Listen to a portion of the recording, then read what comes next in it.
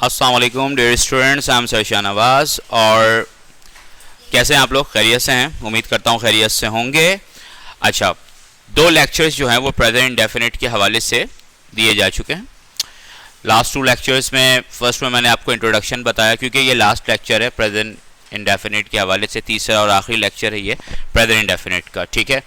तो इससे पहले जो दो लेक्चर्स थे इसमें मैं कंक्लूड करूंगा, इस लेक्चर में थर्ड लेक्चर में मैं तमाम चीज़ें कंक्लूड करूंगा, और एक छोटा सा पॉइंट था वो भी मैंने क्लियर करना है उस हवाले से। लास्ट टू लेक्चर्स में पहले से लेकर दूसरे लेक्चर्स तक मैंने आपको पहले प्रेजेंट इंडेफिनिट की डेफिनेशन बताई। I told you about the definition of a present indefinite tense, कि मैंने तो आपको बताया कि present indefinite talks about repeated action, number 1। Number 2, present indefinite talks when we express feelings and emotions we use present indefinite tense, ये दूसरी बात थी। और तीसरी थी कि whenever we talk about universal truth we use present indefinite tense। ये हो गया फॉर्मूला। उम्मीद करता हूं कि आप लोगों को फॉर्मूला याद होगा। ये देख लीजिए फॉर्मूला, एक दफ़ा देख लीजिए। फॉर्मूला आपके सामने है, subject plus base form of verb plus object. ये इसका असर्टिव का फॉर्मूला, जो नॉर्मल फॉर्मूला हम लिखते हैं। बाकी मैंने इसके अलावा भी आपको नेगेटिव बनाने के हवाले से, इंट्रोनेगेटिव के हवाले से मैंने आपको फॉर्मूले इसके बताए थे, ठीक है। तो सबसे पहले देख लीजिए फॉर्मूले के लिए, ये थोड़ा सा क्लियर कर रहा हूँ, ये थोड़ा सा एक समझ लीजिए, एक तरह से क्लियर कर रहा हूँ। प्रीवियस चैप्टर में जो चीज़ें रह गई हैं, छोटा सा इस हवाले से जो है वो आपका पॉइंट ऑफ व्यू क्लियर करने की कोशिश करूँगा मैं यहाँ पे, जो चीज़ें रह गई हैं उस हवाले से। ये पहले पढ़ा चुका हूँ मैं आप लोगों को, ठीक है। तो याद रखिएगा फॉर्मूला है subject plus base form of verb. Base form of verb, base form of verb का मतलब होता है first form of verb, okay. उसके बाद ऑब्जेक्ट है, ठीक है। नेगेटिव का मैंने आपको बता दिया था, when we make negative we use do not and does not after subject, subject do not does not, base form of verb object. To make interrogative we first use do does before subject, do and does is used before subject, उसके बाद फिर subject base form of verb और object, उसके बाद to make इंट्रोनेगेटिव the last, उसके बाद interrogative में याद रखिएगा लिखते वक्त वो क्वेश्चन मार्क का भी अपना ख्याल रखना है लाजमी तौर पर, ठीक है। टू मेक इंट्रोनेगेटिव ये चौथा वाला है, we use do and does before subject and not after subject, ठीक है। उसके बाद फिर नॉट के बाद बेस फॉर्म ऑफ वर्ब है, फिर उसके बाद ऑब्जेक्ट है, फिर उसके बाद क्वेश्चन मार्क है, ठीक है, याद रखिएगा। फिर मैंने आपको बाद में बताया था डू और डज का इस्तेमाल, जो लास्ट टॉपिक में था, ठीक है। ये हमारे लेक्चर नंबर 2 में जो लास्ट में था, क्योंकि लेक्चर नंबर 3 है, लेक्चर नंबर 2 के लास्ट में मैंने आपको बताया था डू और डज का इस्तेमाल बताया था कि do is use with I, we, they and you, whereas does is used with every third person singular, means he, she, it और any name, does इस्तेमाल किया जाएगा, राइट। अच्छा, अब एक छोटी सी बात है, इसे क्लियर कर लीजिएगा। इसका ताल्लुक असर्टिव से, ये एक छोटा सा पॉइंट है। असर्टिव ये वाला जुमला, ये याद रखिएगा, जो फॉर्मूला लिखा है ना, ये असर्टिव का फॉर्मूला है, ठीक है। ये वाला जुमला इससे ताल्लुक है, ओके। वो क्या बात है? जब भी कोई जुमला, when we make a sentence using third person singular, okay, if the subject is third person singular, you have to remember this point. If the subject is third person singular, means he, she, it or any name, we use s और es with verb, verb के साथ s या es का इजाफा किया जाएगा, ठीक है। बस सिर्फ इतनी सी बात है। और कब किया जाएगा? जब थर्ड पर्सन सिंगुलर सब्जेक्ट होगा तो वर्ब के साथ s और es का इजाफा होगा। और ये जो एक छोटी सी तब्दीली है, ये सिर्फ असर्टिव तक महदूद रहेगी, यानी नेगेटिव, इंट्रोगेटिव और इंट्रोनेगेटिव पर इसका कोई असर नहीं होगा। सिर्फ असर्टिव की बात कर रहा हूँ, I am talking about assertive, ठीक है। फिफ्थ फॉर्म ऑफ वर्ब में चेंज हो जाता है जब एस और एस इस्तेमाल किया जाता है, ठीक है। एस और एस इस्तेमाल होगा तो वो वर्ब की फिफ्थ फॉर्म हो जाएगी बेसिकली, ठीक है, एस और एस के इजाफे के बाद, ठीक है। इसे याद रखिएगा। अब मैं इसकी एक एग्जाम्पल दे रहा हूँ, ठीक है। कुछ जुमले, वो क्रिकेट खेलता है, ठीक है, वो क्रिकेट खेलता है। अब जरा इस फॉर्मूले को देखिए, और मैं उस फॉर्मूले में ये पुट करता जा रहा हूँ, इस हिसाब से देखिएगा। फिर इसका नेगेटिव भी बनाऊंगा, इंट्रोगेटिव बनाऊंगा, इंट्रोनेगेटिव भी बनाऊंगा, ठीक है।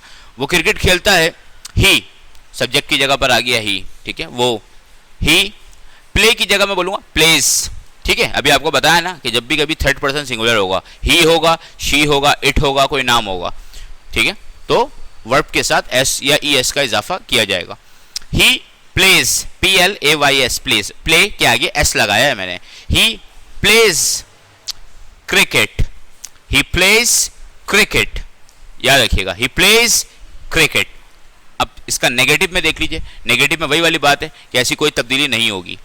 ही डज नॉट, आपको पता है ना, मैंने पहले बताया ही शी इट और एनी नेम के साथ डज नॉट लगेगा, डू नॉट नहीं लगेगा, डज नॉट लगेगा, क्योंकि डू नॉट लगेगा आई वी दे और यू के साथ, ही के साथ, शी के साथ, इट के साथ, एनी नेम के साथ डज नॉट लगेगा। तो मैं कहता हूं he does not play, PLAY, play s नहीं लगाया मैंने इस बार, play cricket, he does not play cricket. Similarly interrogative, does he play cricket, ठीक है, लिख रहे होंगे तो आखिर में क्वेश्चन मार्क लगाइएगा।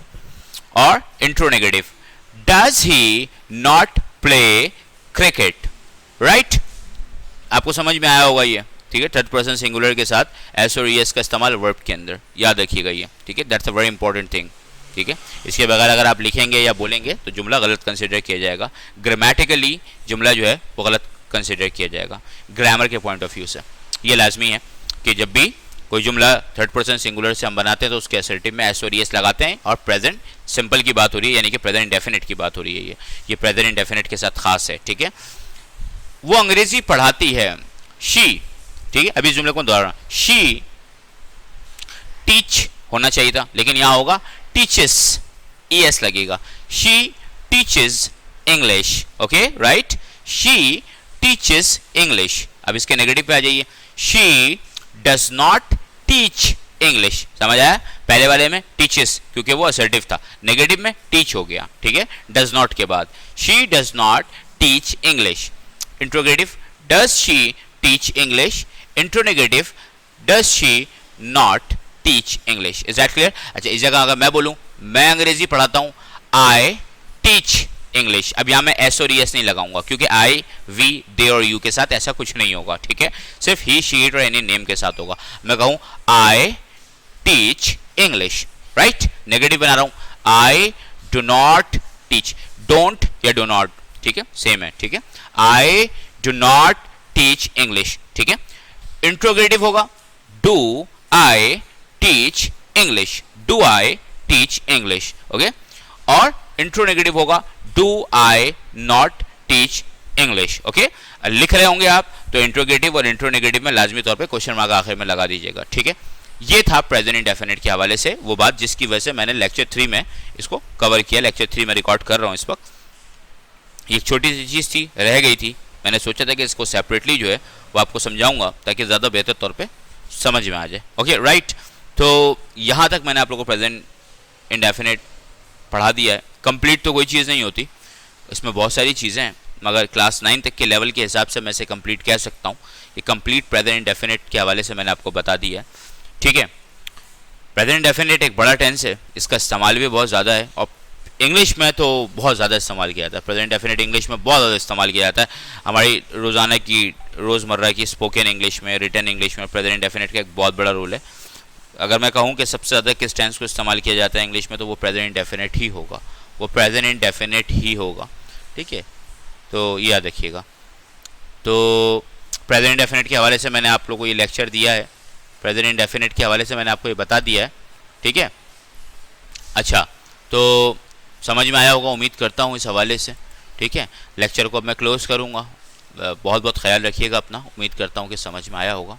इजाज़त चाहूँगा, आप सबसे इजाज़त चाहूँगा, ठीक है, अल्लाह हाफ़िज़।